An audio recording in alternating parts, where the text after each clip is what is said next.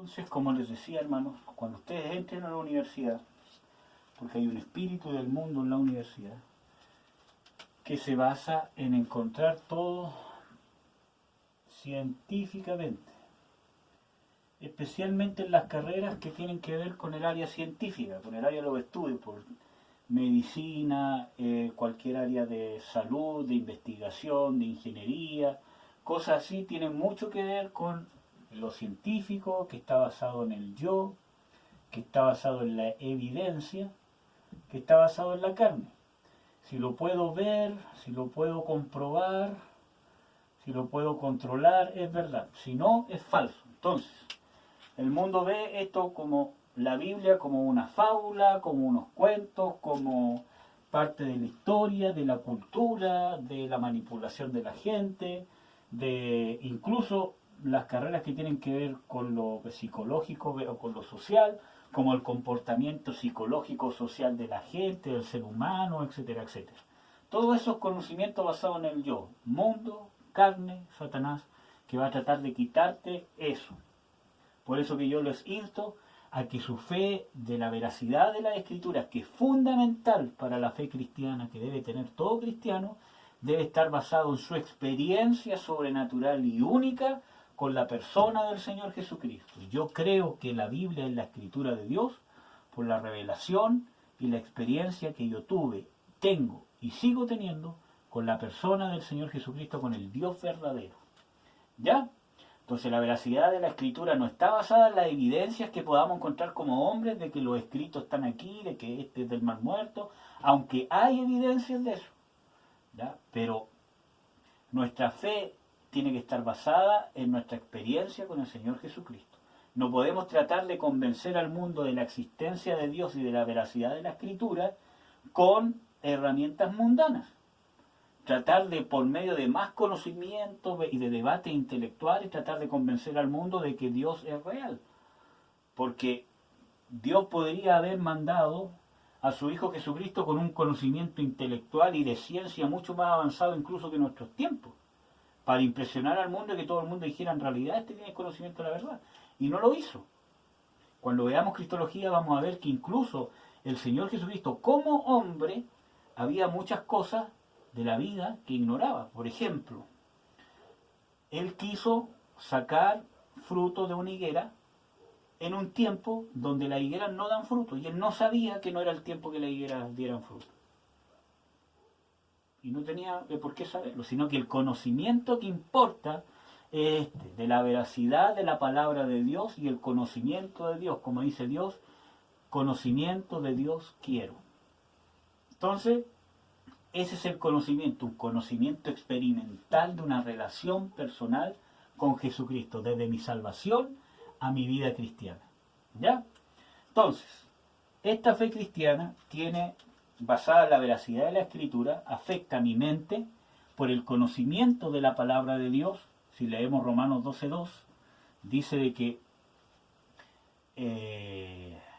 no nos conformemos a este mundo o a este siglo o a esta era, sino más bien nos tenemos que transformar o reformar, ¿cierto?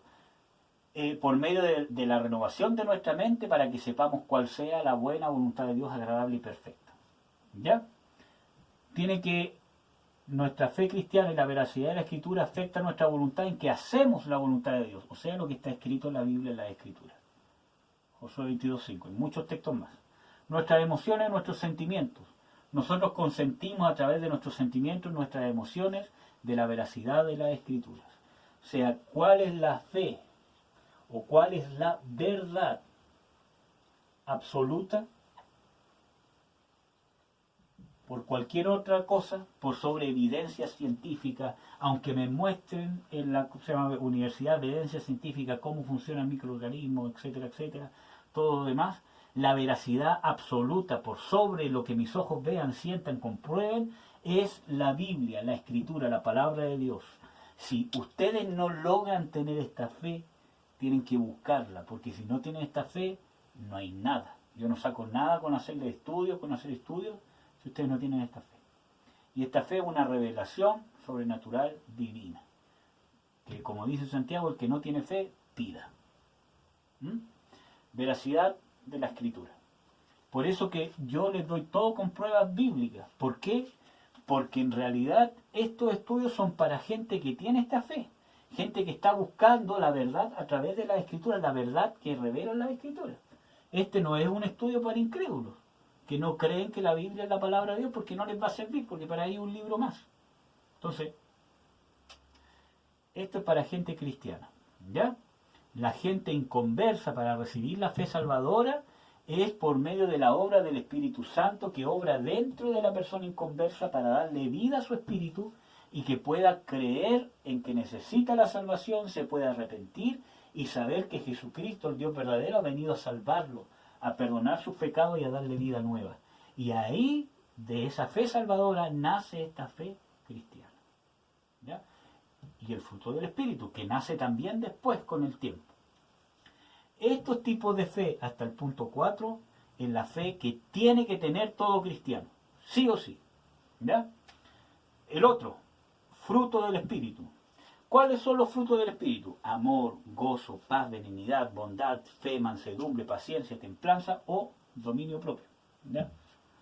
Todo eso es el fruto del Espíritu.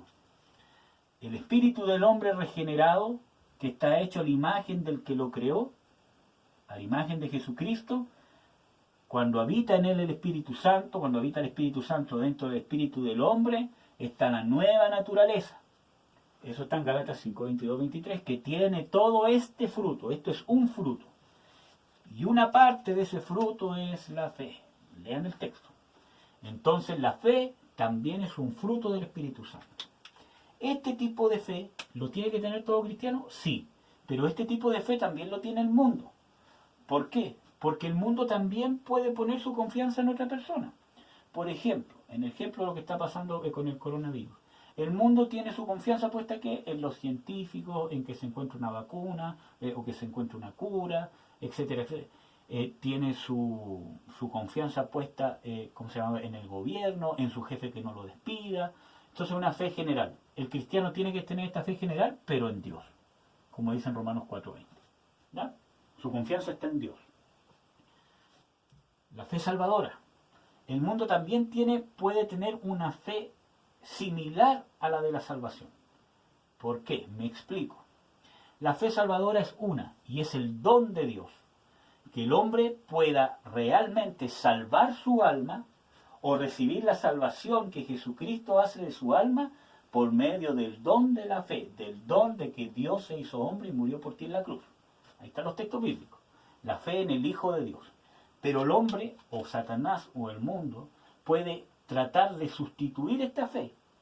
Por ejemplo, una fe que el mundo cree que puede ser salvo y puede salvar su alma, con las imágenes, con la Virgen María, con el santo aquí, con el Padre Pío, con la bruja, con el cuantero, con el horóscopo, con el Islam, con los testigos de Jehová, con los mormones y con cualquier otra secta. Entonces pueden creer que son salvos, pueden tener una fe, poner su confianza en que sus almas son salvas, pero no lo son, porque el único que puede salvar el alma es Dios, y Dios es Jesucristo. Y el don de Dios es la fe salvadora en Jesucristo, que lleva una confianza y una sumisión o obediencia al Dios verdadero que se llama Jesucristo. Por lo tanto, yo puedo tener una fe y creer que soy salvo, pero no lo soy, y eso es una fe errada, una fe falsa. ¿Ya? Por eso que en el único que hay salvación es en Jesucristo, no en la estatua, no en otras personas, no en nadie, ningún santo, ni la Virgen María, ni San Pedro, ni San Pablo. No hay ningún ejemplo bíblico de que alguien haya dicho de que es salvador, ni la Virgen María, ni nadie. No hay ningún ejemplo bíblico, ¿ya? Ni un muerto, etcétera, etcétera. Nada. Solamente Jesucristo. Él es el que salva y Él es el que determina cómo el hombre se salva. Yo no puedo imponerle a Dios cómo yo me quiero salvar, ¿ya? La fe cristiana también la tiene que tener todo creyente, y esta fe no la puede tener el mundo. Ni esta ni esta. Esta puede imitarla, pero esta ya no. No hay cómo. La veracidad de la Escritura. Hay cristianos que están en la carne, están en el intelectualismo, en la ciencia, todo eso, y tratan de corroborar científicamente que las escrituras son ciertas, entonces llega un tope en que no se puede probar. ¿Por qué? Porque Dios no quiere de que tú creas por medio de las pruebas físicas. Si la fe se basa en la certeza de lo que se espera y la convicción de lo que no se ve. Entonces, la fe se basa en la relación, la revelación sobrenatural de tu encuentro personal con Jesucristo, y que la Biblia es la verdad absoluta. Hay cristianos que no toman a la Biblia como la verdad absoluta y toman sus revelaciones personales como la verdad absoluta, por sobre la Biblia. También hay un problema, una fe errada, no es una fe cristiana, una fe almática, carnal, demoníaca, porque pueden venir demonios a engañarte con un espíritu de error, que también vimos un poco de eso en el tema del mundo. El fruto del espíritu, que ya lo vimos. El fruto del espíritu también lo debe tener todo cristiano.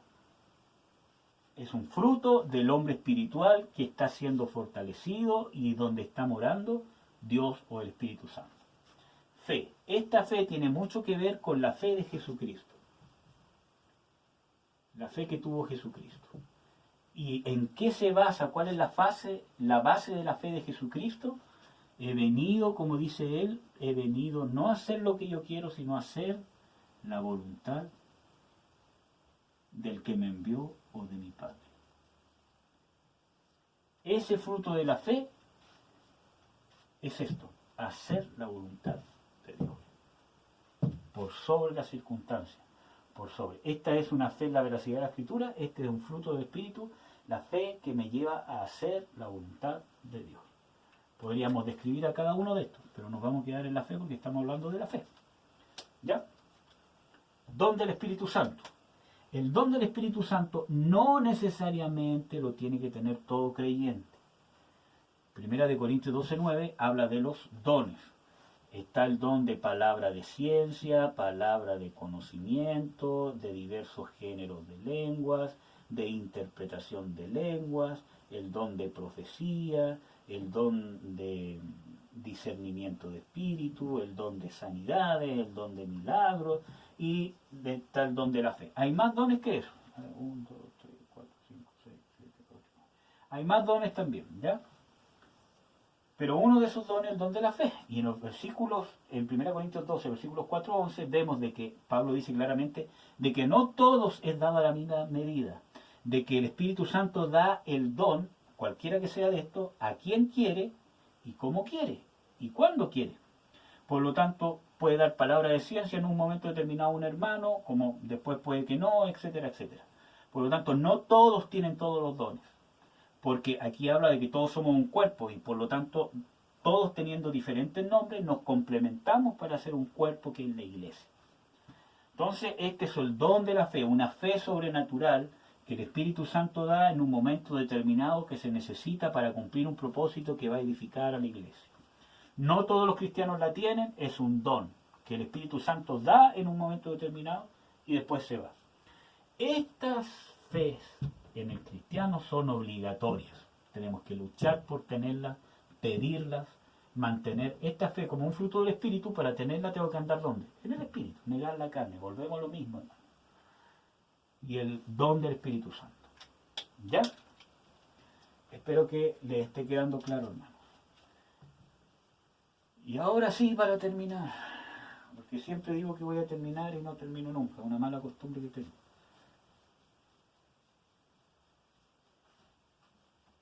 Vamos a ver un texto bíblico, Juan 11, 21 al 44.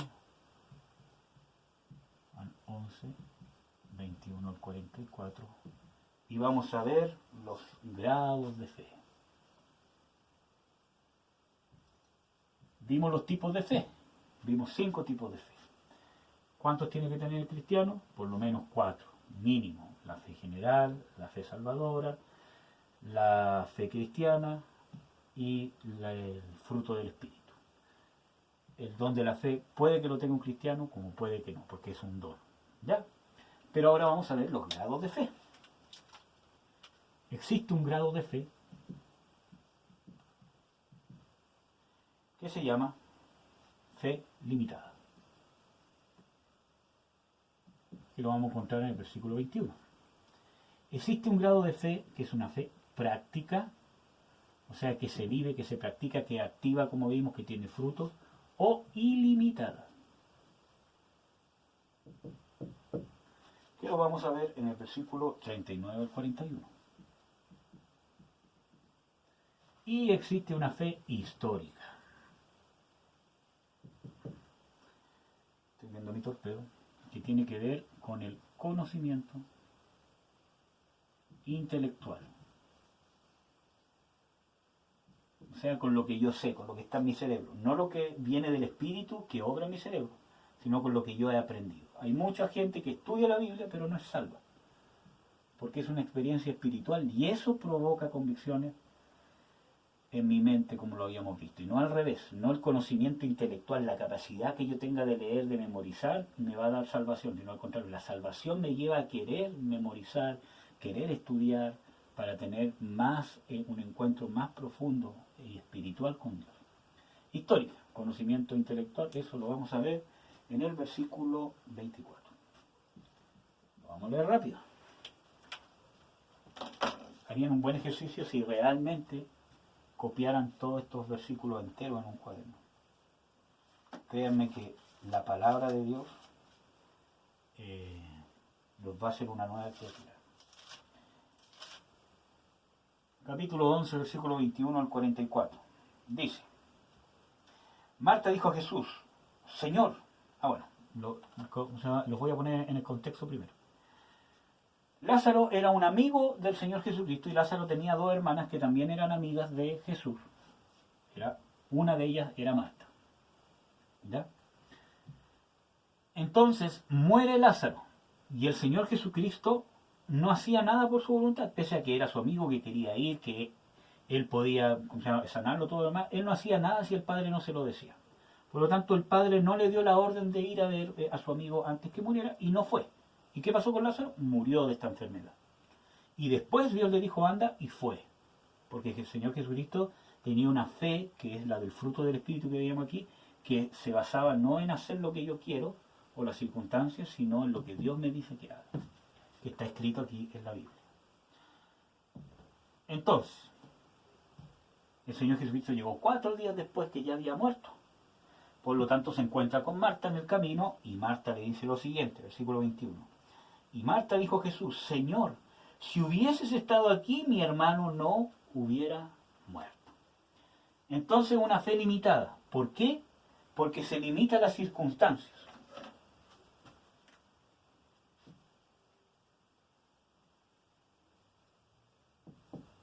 Es una fe que sea limitada, es decir, que llega un momento en que ya deja de creer. Por ejemplo, el hermano estaba enfermo. Oraron. No pasó nada. Enviaron a una persona a hablar con Jesús, porque sabían que Jesús era el Hijo de Dios, enviado de Dios, y que lo podía sanar. Jesús no llegó. ¿Y ellos qué estaban? Tenían su fe puesta en la promesa de sanidad y no en el que hacía la promesa. ¿Ya? Jesús no llegó y ¿qué pasó? Murió. No se sanó. No se cumplió lo que ellos esperaban. ¿Por qué? Porque tenían su fe puesta en lo que ellos esperaban y no en la persona de Jesús. Por lo tanto, perdió la fe. Y cuando Marta se encontró con Jesús, le dijo: Señor, si hubiese estado aquí, mi hermano no hubiese muerto. O sea, le estaba echando la culpa a Dios, que es lo que termina siendo una fe limitada. Por eso que la gente se termina amargando con Dios y apartando de la iglesia. ¿Ya? Entonces, hasta ahí llegó su fe. Estaban ahí con Jesús, que era el Rey de Reyes, el Dios encarnado, el Señor Todopoderoso, y no podían creer que estaban al lado del Dios de lo imposible, de un Dios que vive en otra dimensión, que una enfermedad, muerte, no es nada para Dios. No hay impedimento para que Él haga lo que quiera hacer. Entonces, una fe limitada. Sigamos leyendo. Entonces dice: mas también sé ahora que todo lo que pidieres a Dios, Dios te lo dará. Entonces Jesús le dice: tu hermano resucitará. Marta le dice: yo sé que resucitará la resurrección en el día postrero. Mas Jesús le dice, ¿Qué versículo? Mas Jesús le dice, yo soy la resurrección y la vida, el que cree en mí, aunque esté muerto, vivirá. Y todo aquel que vive y cree en mí, no morirá eternamente. ¿Crees esto? Entonces ella le dice, sí Señor, yo lo he creído que tú eres el Cristo, el Hijo de Dios, que has venido al mundo. Y esto dicho, se fue y llamó en secreto a María, su hermana, diciendo, el Maestro está aquí y te llama. Ya. Vamos a empezar a analizar este tema de a poquito. El conocimiento, El versículo 24, vamos a leer. Entonces, el Señor Jesucristo, ella, pese a todo esto, le dice, Señor, pero yo sé que cualquier cosa que tú pidieres a Dios, Él te la dará. O sea, todavía hay una fe limitada, porque realmente era Jesús, era Dios el que estaba con ellos. O sea, si Dios está conmigo, Dios está en tu corazón, tú tienes que estar confiado en que tienes que poner toda tu confianza en la persona de Jesús. Veamos el versículo 24. Porque el Señor Jesucristo le dice, tu hermano resucitará. Entonces, ¿qué dice ella? Toma su conocimiento intelectual, su conocimiento de la Escritura, pero que no ha generado una fe, sino que está en su mente. Yo sé, Señor, que Él resucitará en el día postrero, o sea que cuando todo sea consumado, todos vamos a resucitar. Esa es una fe, un conocimiento intelectual. Pero ¿qué le dice el Señor Jesucristo? En el versículo 25 al 26, le dice, yo soy la resurrección y la vida. El que cree en mí, aunque esté muerto, vivirá, y todo aquel que vive y cree en mí, no morirá eternamente.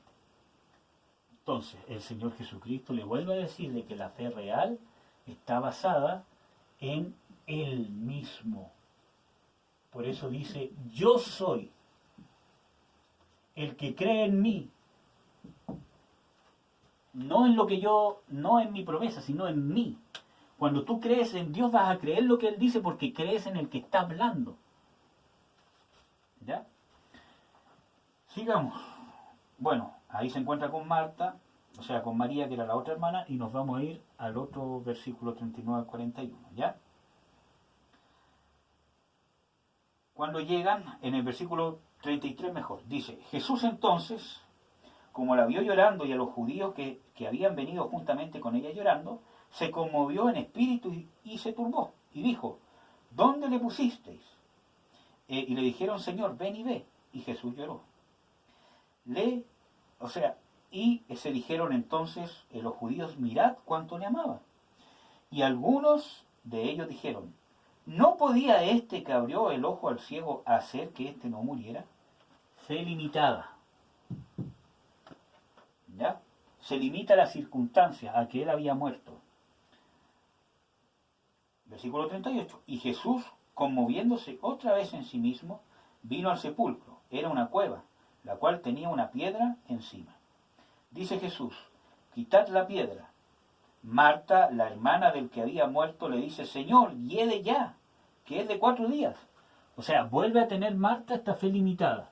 El Señor Jesucristo está dando una orden. Y ahí viene la obediencia.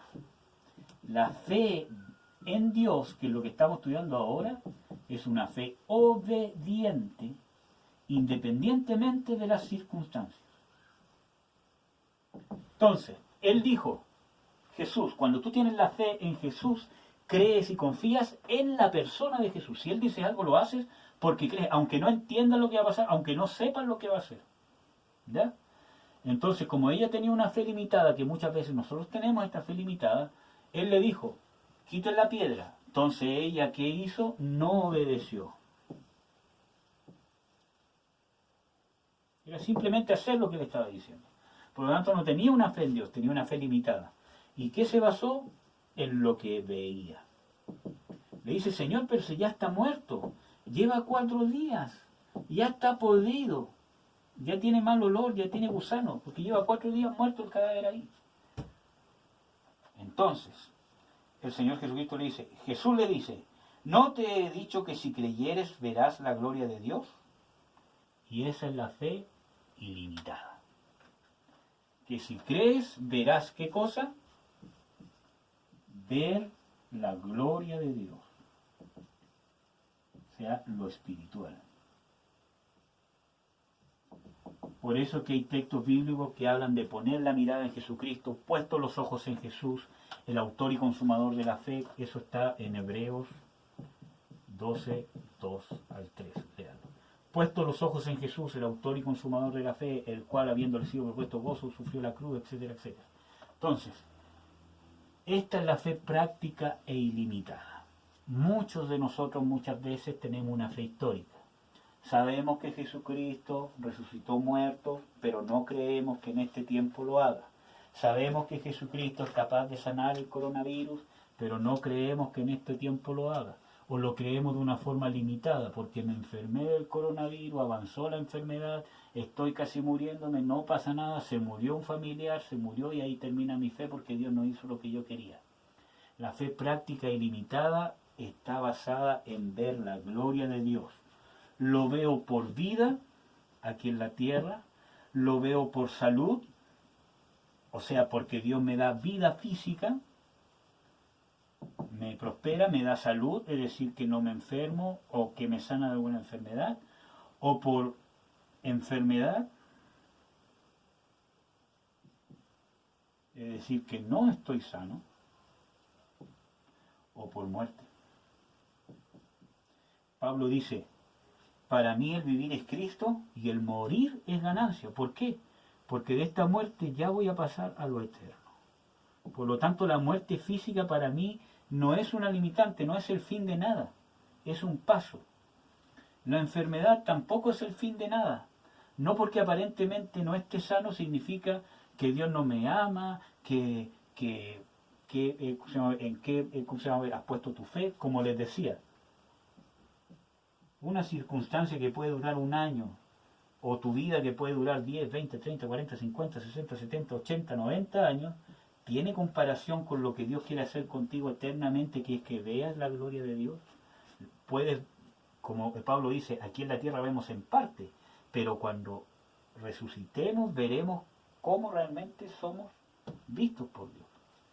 Entonces, existe una fe limitada que se limita a las circunstancias, una fe práctica ilimitada que cree en la persona del Señor Jesucristo y que obedece a las órdenes de Dios, lo que está, independientemente que no se cumpla lo que yo quiero. Sigo creyendo y confiando que Dios es soberano y todo lo que está pasando en mi vida Dios lo transforma constantemente en una bendición eterna. Quizás no la vea aquí, pero eternamente después la voy a ver.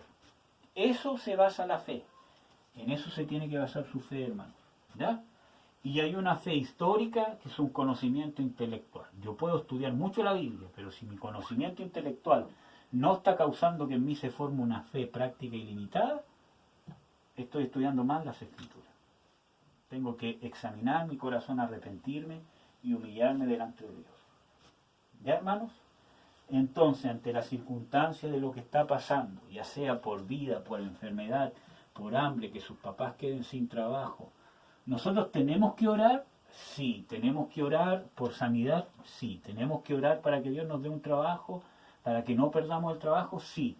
Porque es la voluntad de Dios prosperarnos, es la voluntad de Dios que seamos sanos, es la voluntad de Dios que no nos enfermemos.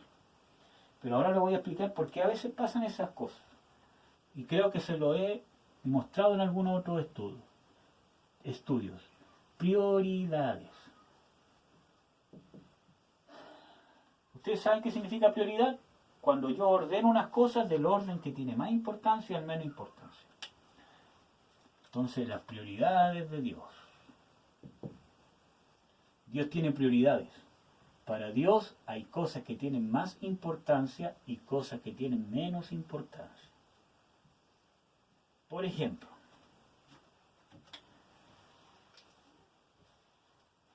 ¿alimentarme es importante para su vida? Sí, porque si no comen se van a morir. ¿Ya? Pero es más importante comer para vivir que darse un gusto. Por ejemplo, yo tengo alimentos de primera prioridad. Debo comer cierta cantidad de alimentos para vivir. Y puedo consumir otra cantidad de alimentos para darme un gusto, porque tengo ganas de comer algo, que en cierta manera está bien, a no ser que sea en exceso. Pero si no tengo esto, por ejemplo, si quedo con el dinero justo, ¿en qué lo voy a gastar? ¿En los alimentos que me dan gusto o en procurarme mantener la cantidad justa para vivir en un momento de crisis? Obviamente que esto, como es menos importante, lo puedo despreciar, lo puedo obviar, porque es más importante esto. Lo mismo con Dios. Importante para Dios la salvación de nuestras almas, el reino de Dios. Esa es una de las prioridades principales de Dios, que tiene que ver con la persona de Jesucristo. Que la persona de Jesucristo, el propósito principal de Dios es que la persona de Jesucristo sea formada en ti, sea formada en mí, sea formada en nosotros, en esta vida, para que en la vida venidera, cuando resucitemos, nosotros seamos a la semejanza de Jesucristo y podamos reinar con Él. De ese propósito para abajo, del propósito del reino, de reinar con Jesucristo, y aquí le podríamos colocar propósito eterno, no mundano terrenal. Después de todas esas cosas, bueno, aquí hay más cosas entre medio, ¿ya? Pero estamos haciendo un resumen. Por ejemplo, viene la sanidad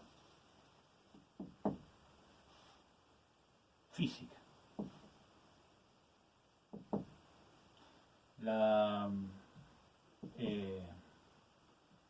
Por ejemplo, la prosperidad financiera.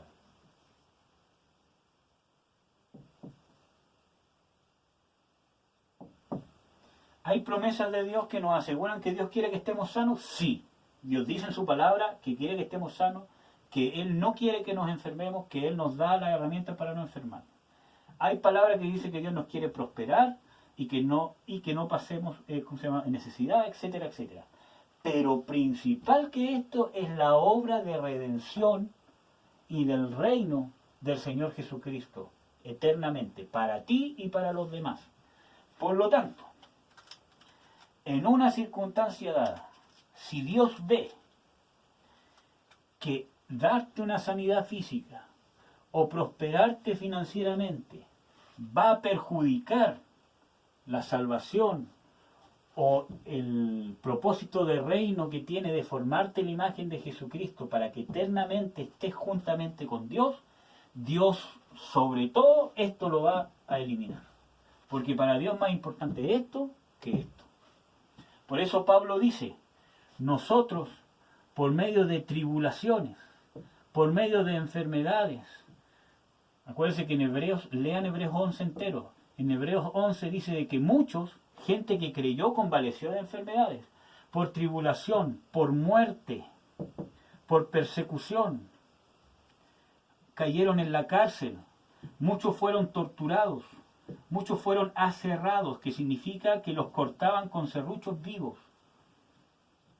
Muchos convalecieron de enfermedades, fueron perseguidos, etcétera, etcétera, pero fueron hombres y personas de fe. ¿Por qué? Porque tenían puesta su vista en lo eterno, no en lo terrenal. Aunque no fuesen sanos, aunque fuesen constantemente perseguidos, aunque estuviesen presos en la cárcel, e incluso, ¿cómo se llama? Pablo dice, hemos pasado hambre, sé vivir en necesidad, en abundancia, sé vivir cuando tengo abrigo y cuando no tengo que ponerme. En todo he sido entrenado porque todo lo puedo en Cristo que me fortalece. Y esa es la fe eterna, la fe real. Por eso Dios tiene prioridades. Por eso yo les digo, ni por vida, o sea, por vida, por salud o por enfermedad o por muerte, nosotros vamos a glorificar a Dios. Y todo eso tenemos que confiar en la persona de Jesucristo, que cualquier cosa que nos pase, Dios lo va a usar con un propósito eterno. Por ejemplo, si yo me llego a enfermar porque fui irresponsable, les voy a dar un ejemplo, en la sanidad. En la sanidad, Por ejemplo, nosotros sabemos, voy a dar el ejemplo ahora, el coronavirus. COVID, coronavirus, COVID, creo que se escribe así, no sé, 19. Sabemos que hay cosas en que te tienes que cuidar.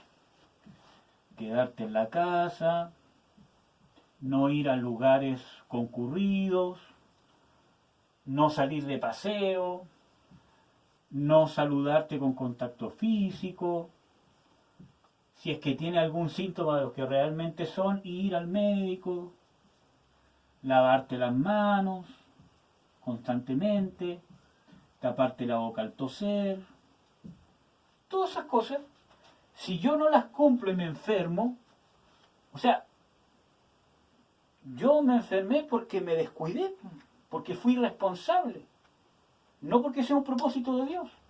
Entonces, ¿qué voy a decir? Señor, sáname. ¿Qué pasa si Dios me sana? Llega y me dice, ya hijo, te vas a sanar. Aunque tú fuiste irresponsable, aunque tú no te cuidaste, diciéndote que no saliera, diciéndote que no fuera a lugares concurridos, diciéndote que había que tener cuidado con saludar, etcétera, etcétera. Tú fuiste irresponsable. Entonces, ¿qué pasa si Dios te sana? Va a avalar tu irresponsabilidad. Y se va a ver perjudicado este propósito de formarte la imagen del Señor Jesucristo, que era una persona responsable, una persona que se cuidaba. ¿Cuál es el problema? Cuando tú pones tu confianza en esto, cuando tú caes en el temor, cuando tú caes en el miedo colectivo, cuando tú caes en la histeria. Hagamos todas estas cosas que hay que hacer, pero nuestra confianza no está en esto, nuestra confianza está en Dios, porque Dios es superior a un germen, a una enfermedad, a un virus, a lo que sea, a una peste, por muy mortal que sea. Espero, ¿cómo se llama?, que me estén entendiendo. Entonces, si Dios te sana, va a avalar tu responsabilidad y Dios no se mezcla con el pecado y se va a ver perjudicado esto. Entonces, ¿qué puede ser? Que Dios permita que tú te enfermes por ser irresponsable, ¿cierto? Para poder enseñarte qué es realmente la fe. Que no es decir, yo creo, entonces ninguna enfermedad me toca, sino que tengo que ser responsable. ¿Mm? Y acuérdense que la Escritura dice que nosotros tenemos que obedecer a nuestras autoridades siempre y cuando no pasen o no nos hagan hacer nada que vaya en contra de la Escritura. Y ninguna de estas cosas va en contra de la Escritura, hermano. ¿Ya? Entonces, como se ve perjudicado, Dios no te puede sanar, sino que va a usar esta situación de enfermedad que tienes para enseñarte qué es la fe eterna, que tú te arrepientas, aprendas y ahí Él te va a sanar. O va a usar eso para formarte la imagen del Señor Jesucristo. Pero ahí va a depender de cómo tú respondas. Si realmente eres lo suficientemente humilde para reconocer que fuiste responsable, Señor, perdóname, yo te ruego por favor que me sane.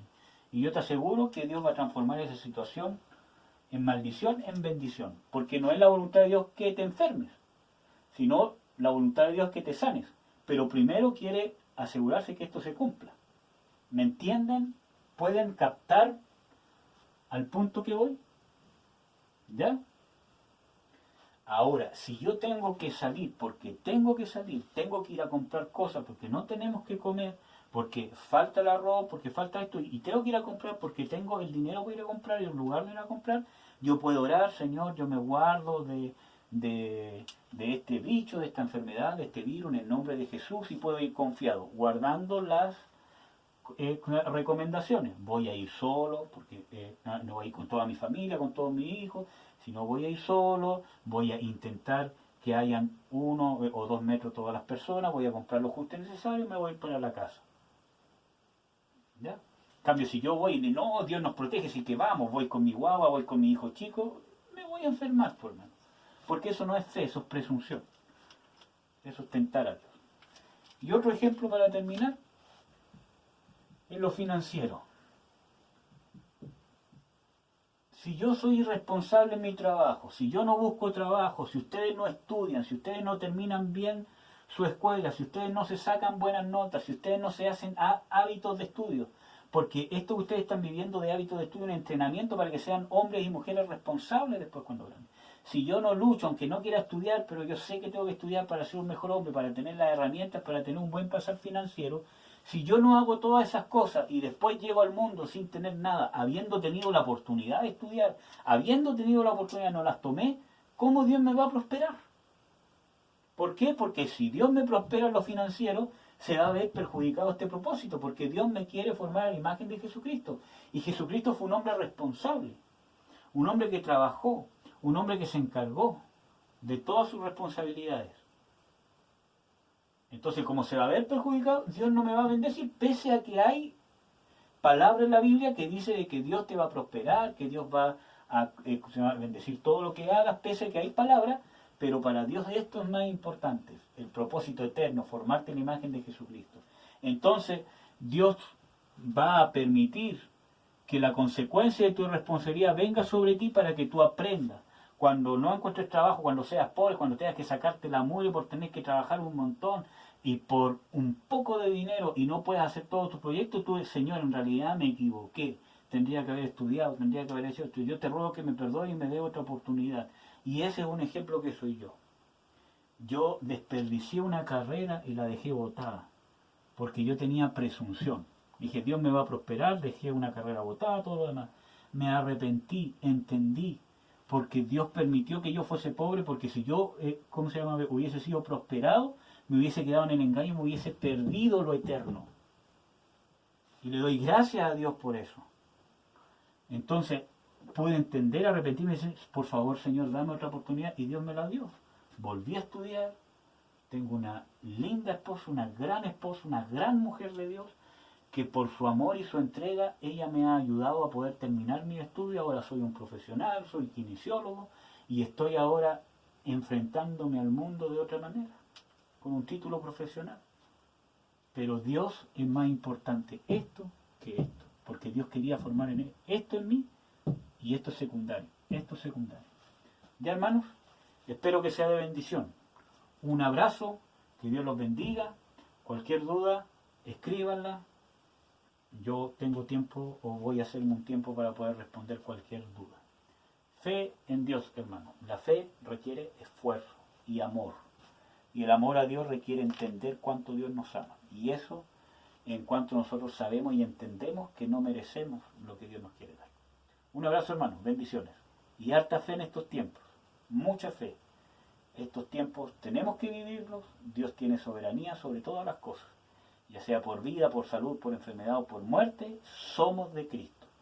Y nuestra mirada está en lo eterno, no en lo que pasa aquí en la tierra. Un abrazo. Bendiciones.